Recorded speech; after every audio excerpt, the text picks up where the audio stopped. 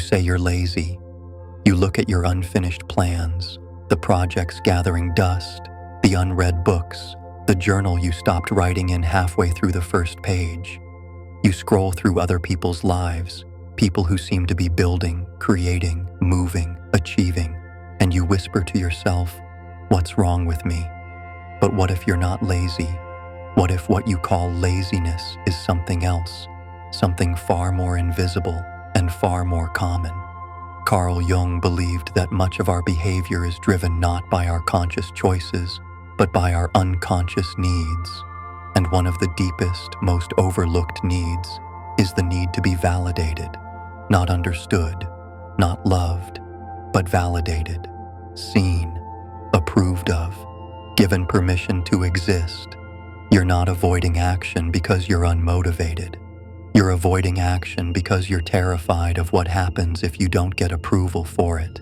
You've tied your worth to performance, and performance to perfection, and perfection to validation.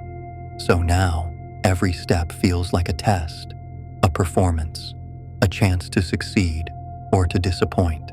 And that pressure, it paralyzes you. It's not laziness, it's fear. Not fear of the work itself, but fear of doing it wrong, fear of doing it imperfectly, fear of not being enough. You've been taught that every choice you make is an audition, that every action is judged, that every version of you must earn its right to exist by being impressive. So no wonder you're exhausted before you begin. No wonder you procrastinate, delay, self-sabotage.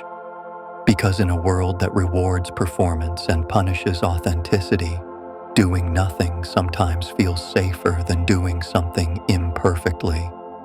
But you weren't born this way. This isn't your nature. It's your adaptation. You weren't born needing permission to be yourself.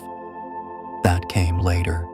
It came with the raised eyebrows when you said something strange, with the silence after you showed your excitement, with the praise when you fit in, and the subtle rejection when you didn't. Bit by bit, you began to reshape yourself, not for joy, but for acceptance, not for curiosity, but for safety.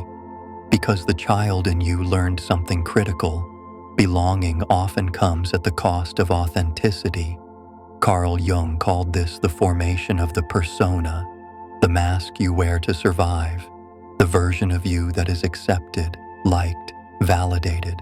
But behind that mask lives another self, the real one, the one you left behind when it was too unsafe to be seen as you truly are.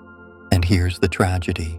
When you abandon your authentic self to gain validation, you end up never feeling whole, because no amount of applause can replace the ache of not being yourself.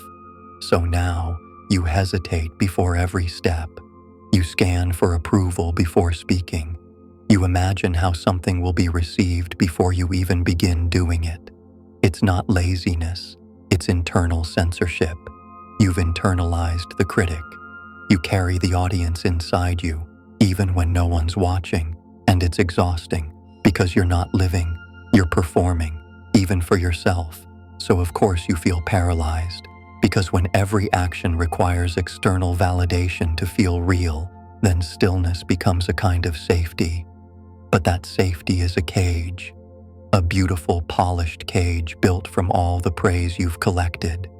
Because if the only way you know how to be worthy is by being impressive, then rest becomes failure. Slowness becomes shame. Imperfection becomes unbearable.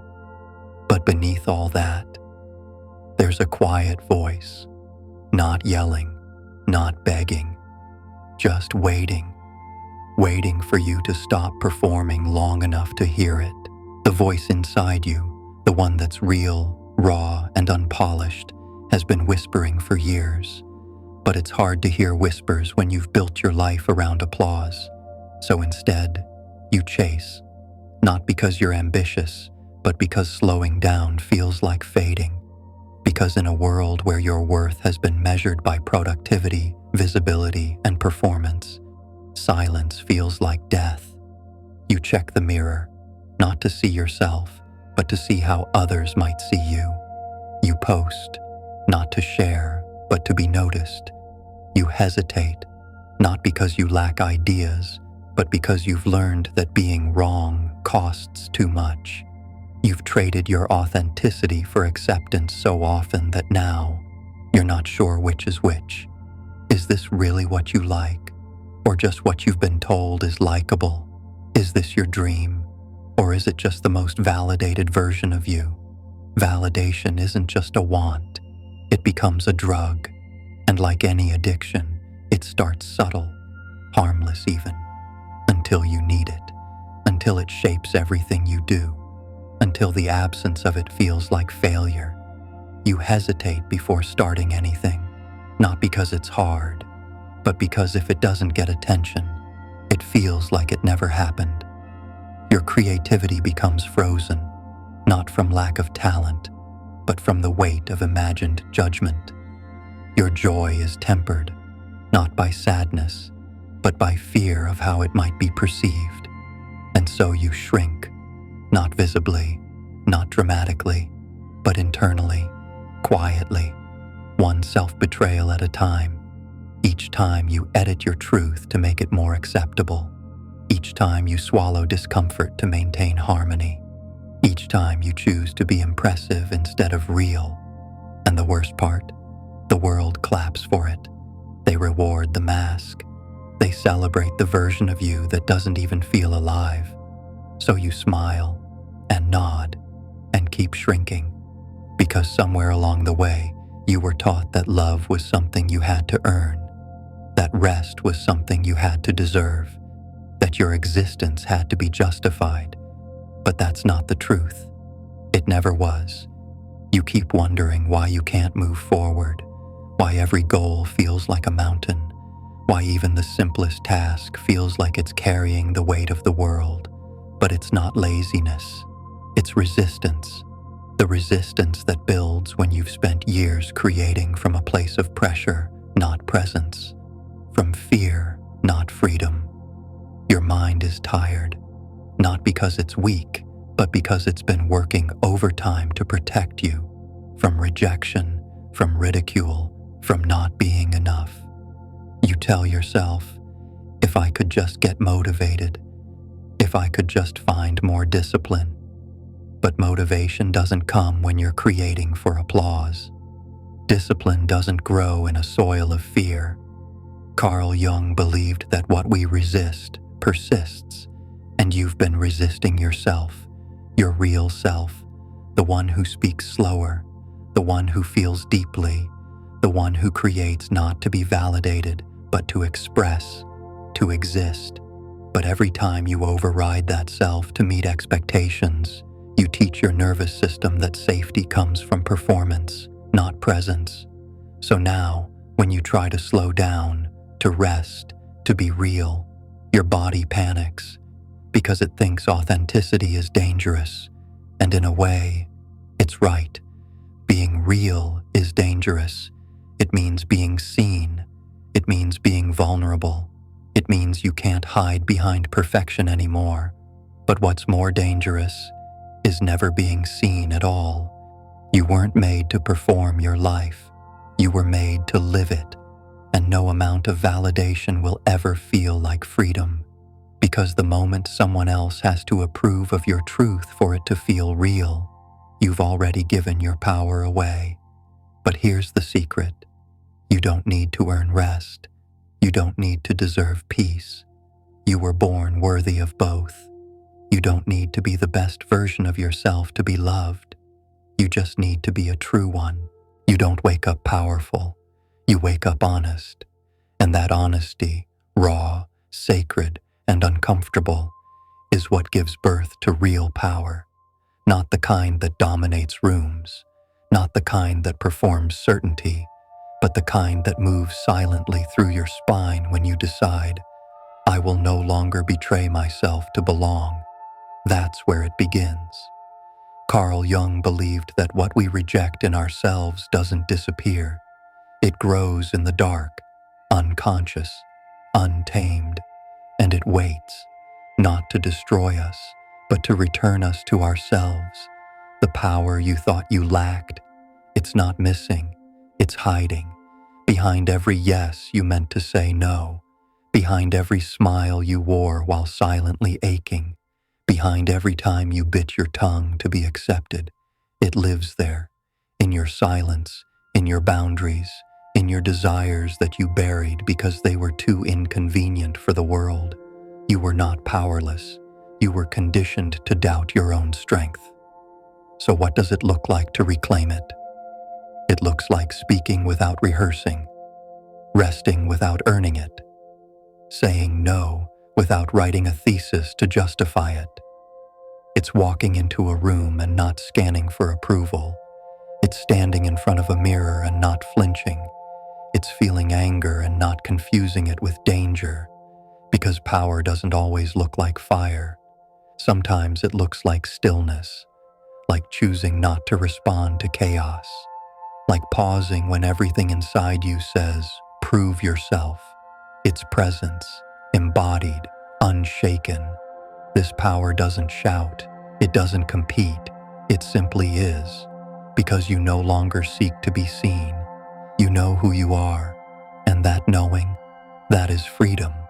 Freedom from the game of pretending, freedom from the illusion of not enoughness, freedom from the guilt of outgrowing who you were taught to be. And once you taste that freedom, you stop apologizing for your evolution.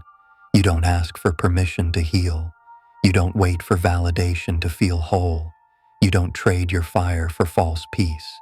You rise, not above others, but within yourself. You've come a long way, not by changing who you are, but by remembering who you've always been. And now you stand at a quiet edge. There's no applause, no spotlight, just a choice. Do you go back to the version of you that felt safer in silence, or do you walk toward the life where all of you is welcome? This is not a question of confidence, it's a question of courage. Because to live whole, to live unedited, means you will be misunderstood. You will be too much for some, too deep, too soft, too real. But you'll never be too much for yourself again. And that's where freedom begins. Carl Jung once said, "Your vision will become clear only when you can look into your own heart.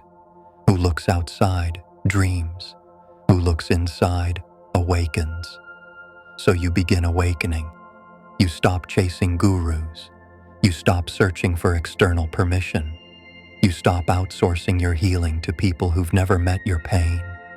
You return to the body that always carried the truth, to the breath that anchors you to now, to the intuition that whispers what logic can't explain. You begin again, not because you're broken, but because you're ready. Ready to rebuild a life that doesn't require self-abandonment. Ready to create relationships that don't ask you to shrink. Ready to rest without earning it. Ready to feel without fear. And when doubt creeps in, because it will, you'll have something you didn't have before. A center, a place inside you that isn't confused by chaos, that knows the difference between who you are and who you were trained to be. This isn't just healing. This is remembering. This is reclaiming. This is returning. And with every breath, with every choice to honor yourself instead of performing, you rewrite the story, not with noise, not with perfection, but with truth. And truth, real truth, doesn't need to convince anyone. It just needs you to live it. You were never broken. You just forgot you were whole. Now you remember. Now you begin. And you carry that power not like a sword, but like a center, grounded, silent, unshakable. You don't need to explain it. You don't need to prove it. You just walk with it. Because now you remember.